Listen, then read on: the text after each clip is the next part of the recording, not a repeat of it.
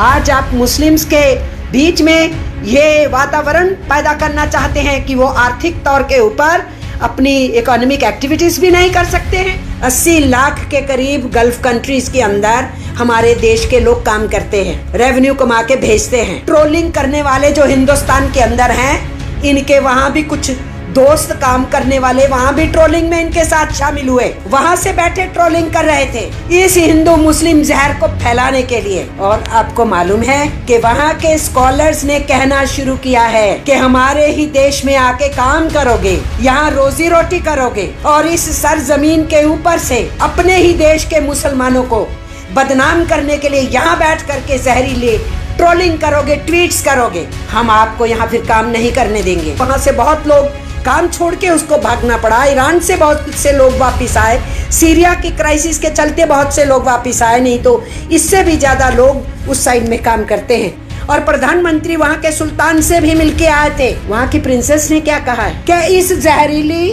भाषा को बंद कीजिए हमारे मुल्क में बैठ करके। वहाँ की प्रिंसेस को कहना पड़ा, और एक बार नहीं, 2 बार नहीं, 4 बार कहना पड़ा। और इन 80 लाख में बहुमत हिंदू है, मुस्लिम कम है। तो आप क्या कर रहे हैं? हम डेमोक्रेसी हैं, अभी डिक्टेटरशिप नहीं है। अगर हुक्मरानों को लगता है कि उन्होंने डिक्टेटरशिप लागू करी है तो वो उनकी सोच होगी। संविधान की धज्जियां उड़ाना बंद कीजिए। मीडिया का जो एक हिस्सा है जो प्रधानमंत्री और उनकी सरकार की नीतियों को छुपाने में लगा रहता है और उनकी हर गलती को छुपाने के लिए कोई नया रास्ता ढूंढता रहता है, इसलिए सत्ताधारियों की उन गलत नीतियों को छुपाने का जो रास्ता निकाला जाता है उसमें डुगडुगी बजाने लगता है। इस तरीके की ट्रोलिंग करने वाले, नफरत फैलाने वालों के ऊपर मिस्टर प्राइम मिनिस्टर अंकुश लगाइए और इसलिए चुनावी मोड से बाहर निकलिए, अपनी पार्टी को इस मोड से बाहर निकालिए कि अगर ऐसे मुश्किलों के दौर में भी इस तरीके की नफरतें फैलाते हैं तो मुझे आपके इंसान होने पे शक है।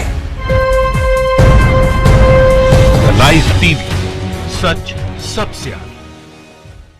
बहुत सी बातें कही थी 14 तारीख को प्रधानमंत्री ने, और उसके अलावा ये भी कहा था कि अपने बुजुर्गों का ख्याल रखिए।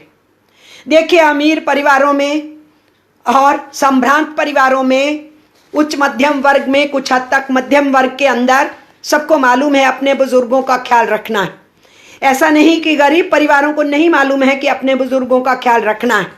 लेकिन मैं सरकार से पूछती हूँ, हमारे देश में लगभग 20 करोड़ बुजुर्ग हैं 60+ के। ये मेरा आंकड़ा नहीं है, सरकार का आंकड़ा है। और उनमें से केवल 1/3 हैं जिनको इस देश के अंदर उन बुजुर्गों को पेंशन में कवर किया गया है। कितना देते हैं आप? 200 रुपए महीना देते हैं आप उनको। और 2007 से पिछले 13 साल से इसमें बढ़ोतरी नहीं की गई है, वहीं का वहीं 200 रुपए पे अटका हुआ है। तो आप क्या कर रहे हैं? जवाब देंगे हमको। और आपने तो इस 20 करोड़ में से 10 करोड़ के करीब जिन्होंने अपने पैसों से बचत योजना में दखल दे करके अपनी सुरक्षा का इंतजाम किया हुआ था, आपने तो उनका भी जो इंटरेस्ट मिलता था उसको कम कर दिया। इसी कोविड-19 के दौर के अंदर कम कर दिया आपने। और उन परिवारों की जो मिडिल इनकम ग्रुप है, जो एफडीज बचा के रखते हैं, उनकी एफडीज के ऊपर आपने इंटरेस्ट रेट कम कर दिया। इसलिए बड़ी बड़ी बातें करना बंद कीजिए, जमीन पे उतरिए और जमीन पे देखिए कि लोगों के साथ क्या हो रहा है। नारेबाजियां नहीं हमारे देश को मदद पहुंचाने वाली। आप नारों को देते रहते हैं, आपका शौक है, उसको पूरा करते रहिए, लेकिन नारों से लोगों का पेट भरने वाला नहीं है।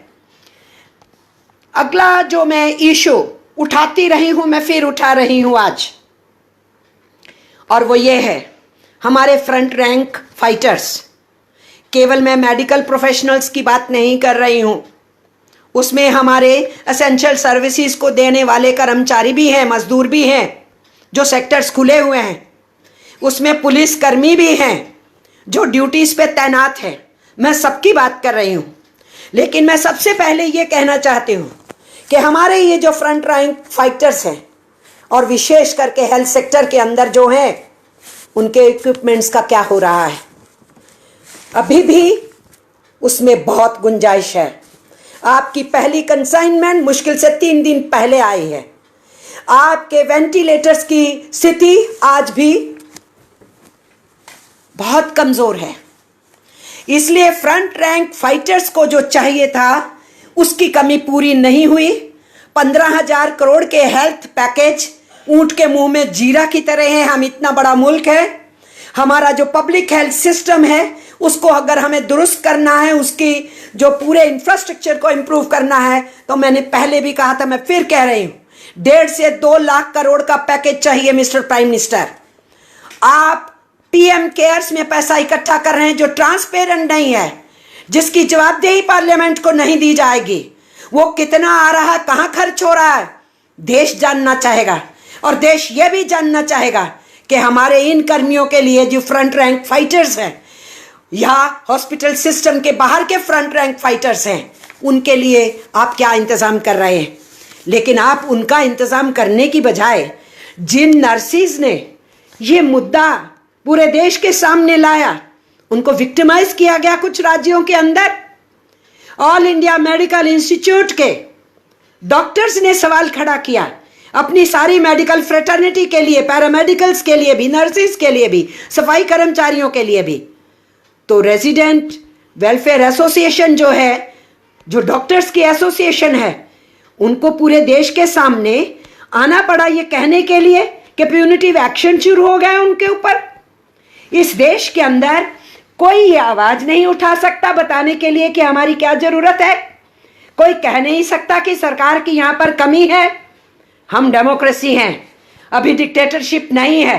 अगर हुक्मरानों को लगता है कि उन्होंने डिक्टेटरशिप लागू करी है तो वह उनकी सोच होगी, लेकिन हम संविधान के द्वारा अभी भी उसके द्वारा चलाए जा रहे हैं, तो उस संविधान की धज्जियां उड़ाना बंद कीजिए।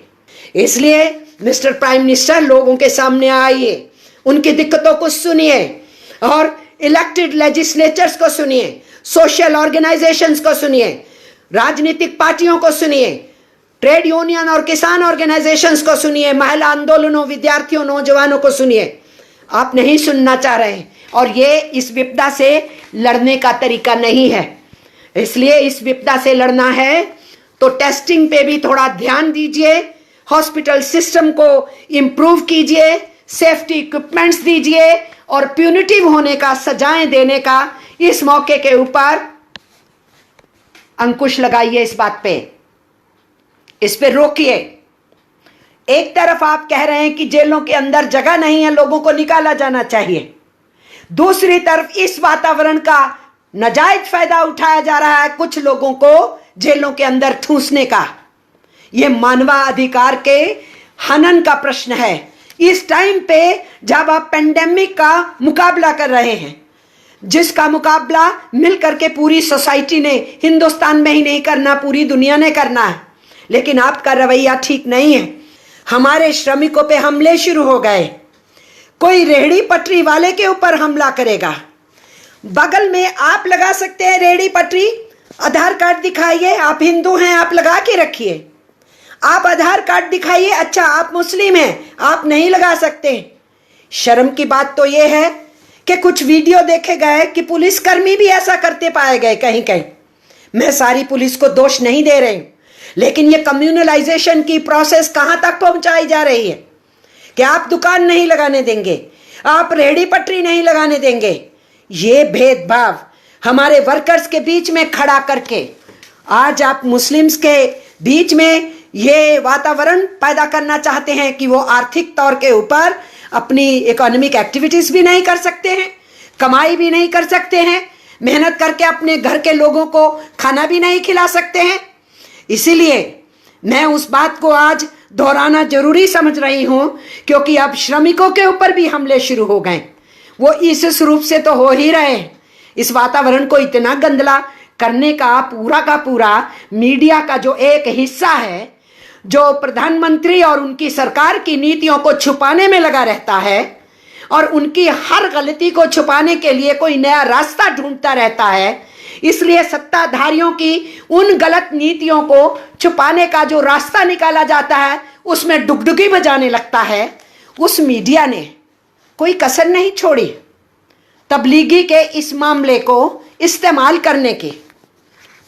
बांद्रा के अंदर मजदूर इकट्ठा होते हैं तो आपको रेलवे स्टेशन की बगल में एक मस्जिद नजर आती है, तो आप ये चलाना शुरू कर देते हैं कि लोग मस्जिद से निकल के आए।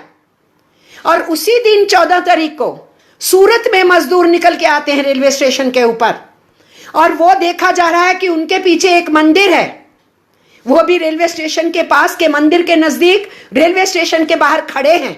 तो आपका मीडिया ये नहीं चलाता कि मंदिर से चले आ गए, ये सड़क के ऊपर डिस्टेंसिंग, फिजिकल डिस्टेंसिंग को तोड़ने के लिए आ गए। ये कवरेज का तरीका है जो हमारे देश के अंदर चलाया जा रहा है। इसलिए हम फिर से दोहराना चाहते हैं इस बात को कि इस तरीके की ट्रोलिंग करने वाले, नफरत फैलाने वालों के ऊपर मिस्टर प्राइम मिनिस्टर अंकुश लगाइए। पूरे देश को इस महामारी से मिलकर के लड़ाई लड़नी है, और इसलिए चुनावी मोड से बाहर निकलिए, अपनी पार्टी को इस मोड से बाहर निकालिए। मैं आप आवाम को और जनता को कह रही हूं, विशेष करके अपने नौजवानों को कह रही हूं, जो आने वाली बेरोजगारी को झेलेंगे, जिनके शिक्षा के बजट घटा दिए गए हैं, जिनको रोजगार के साधन अब कम हो जाएंगे, उनको भी मैं बता रही हूं।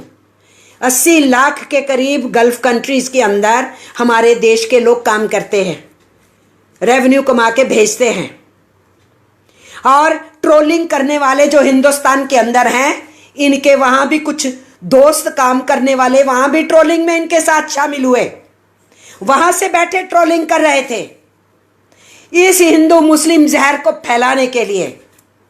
और आपको मालूम है कि वहां के स्कॉलर्स ने कहना शुरू किया है कि हमारे ही देश में आके काम करोगे, यहां रोजी रोटी करोगे, और इस सरजमीन के ऊपर से अपने ही देश के मुसलमानों को बदनाम करने के लिए यहां बैठ करके जहरीले ट्रोलिंग करोगे, ट्वीट्स करोगे।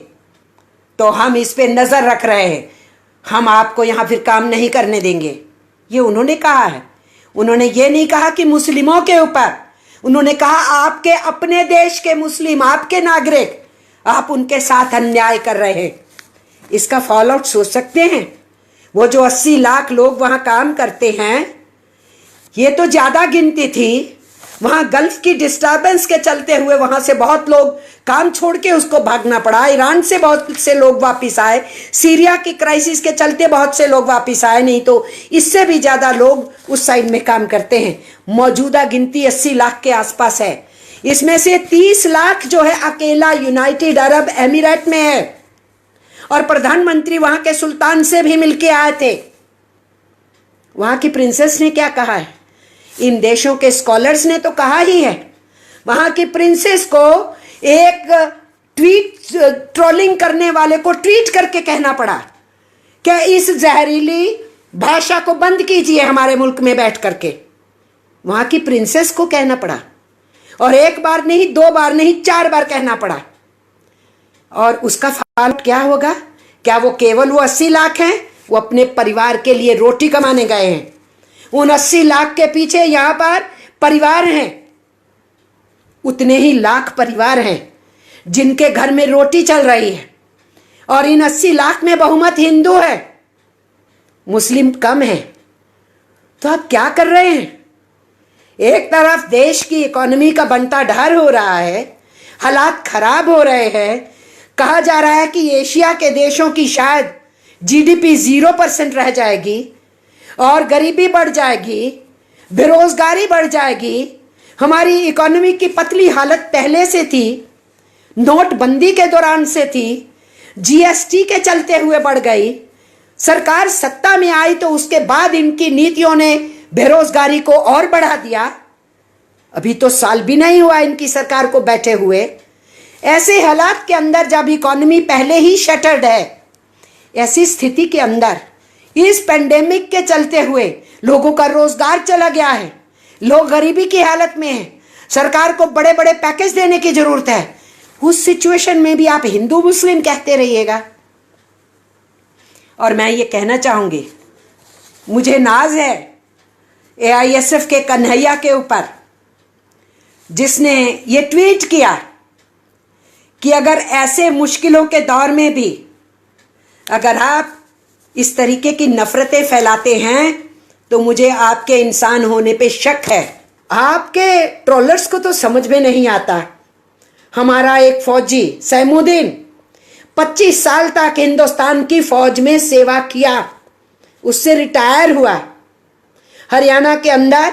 बाद में रिटायरमेंट के बाद वो एसपीओ के कामकाज में था। लॉकडाउन शुरू हुआ तो उसने कहा कि मैं भी लॉकडाउन को लोग लागू करें, मैं उस काम में जुटना चाहता हूं ताकि बॉर्डर के अंदर, गांव के बॉर्डर के अंदर लोग नहीं घुसे और अपने गांव के लोग आए, मैं भी उस ड्यूटी को दूंगा। उसके ऊपर हमला किया गया, उसको जख्मी करके हॉस्पिटल में भेजा गया।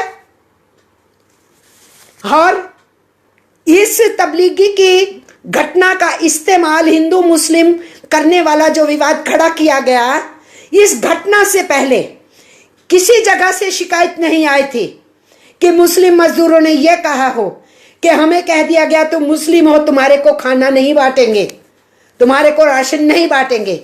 लेकिन इतना जहर फैलाया गया कि अब फिर हमारे पास ये कंप्लेंट्स पहुंची कि अब हमें ये खाना नहीं दिया जा रहा है, आप लोग हमारा इंतजाम करो, ट्रेड यूनियंस करें, सामाजिक संस्थाएं करें। ये कहां पहुंचा दिया आपने हमको। राइस टीवी, सच सबसे आगे।